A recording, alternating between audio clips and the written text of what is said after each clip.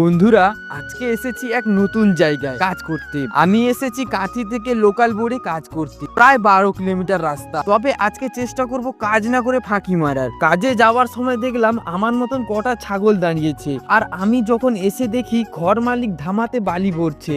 তাই আমি দেরি না করে তাড়াতাড়ি জামা খুলে চলে গেলাম, গিয়ে বললাম তোমাকে আর করতে হবে না, আমি চলে এসেছি। তাই ঘর মালিক চলে গেল। এবারে আমি ধামাতে বালি ভরে কাকিমার মাথায় উঠিয়ে দিলাম, আর সেই বালিগুলো সেখান থেকে এখানে ফেলা হবে। এখানে পুকুরের ঘাট বানানো হবে, তাই বালি ফিল আপ করে ঢালাই দেওয়া হবে। এরই মধ্যে চা চলে এলো, চা বিস্কুট খেয়ে নিলাম। এবারই শুরু করব ফাঁকি মারা। তাই আমি একটা পাথর নিয়ে খেলা শুরু করলাম। এদিকে কাকিমা ভালো করে বালিটা বসিয়ে দিল। যেহেতু আজকে আমি ফাঁকি মারবো, তাই বেশি কাজ করব না। এদিকে আমার খাবার টাইম হয়ে গেছে, তাই আমি বস্তা পাতিয়ে খেতে বসে গেলাম। মা দিয়েছে বেগুন পোড়া আর পান্তা। তারপর আমি পেঁয়াজটাকে কুচি কুচি করে মেখে নিলাম। এরপর আমার খাওয়া শেষ, কেটলি আরো ধুয়ে নিলাম। এবারই বসে গেলাম ফাঁকি মারতে। দেখা হচ্ছে পরের ভিডিওতে।